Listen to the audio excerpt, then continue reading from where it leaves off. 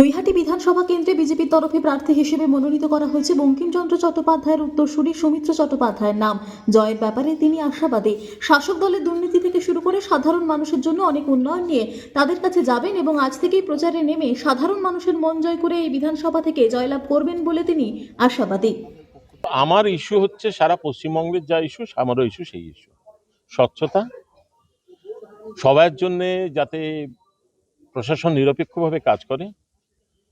আর দ্বিতীয়ত হচ্ছে আমি আমার সার্ভিস ক্যারিয়ারে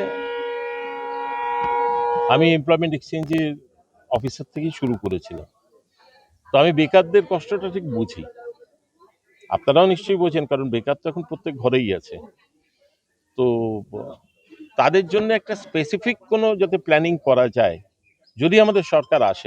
আমি তো শিওর যে আমাদের সরকার আসবে। আর যে কোনো জিনিস প্ল্যানিং করতে গেলে এটা আমার মনে হয় পশ্চিমবঙ্গবাসী বোঝে, একটা স্ট্যাটিস্টিক্সের দরকার হয়। পশ্চিমবঙ্গে কোনো স্ট্যাটিস্টিক্স নেই। দুর্নীতি তো আছেই, দুর্নীতি তো শুধু নৈহাটি কেন, দুর্নীতি তো সব জায়গাতেই আছে, চাকরি তো বিক্রিও হয়েছে। তো আমি তাই জন্যই বললাম যাতে স্বচ্ছতা আসে আগে। এটা মানুষ জানেই তো যে আমি পূর্ণচন্দ্র চট্টোপাধ্যায়ের পঞ্চম পুরুষ। নৈহাটির মানুষ এটা আমাকে ভালো করেই জানে, কারণ প্রত্যেক বছর রথেও আমি এখানে আসি। এমনি আমাদের বাড়িতে যখন যা যা অনুষ্ঠান হয় আসি। আমাদের তরফ থেকে মন্দিরের যা মেনটেনেন্স করতে হয় সেগুলো করার জন্য আমি এখানে আসি।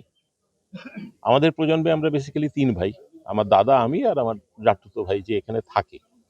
আমি কর্মসূত্রে বাইরে ছিলাম, তাই জন্য এখানে থাকতে পারিনি, কারণ চাকরি ছেড়ে তো আর বাড়ির লোকে বাড়িতে থাকতে পারে না। তো এখন যখন সুযোগ পেয়েছি আফটার রিটায়ারমেন্ট, এখন এখানে থেকে মানুষের সঙ্গে মিশে মানুষের কাছে গিয়ে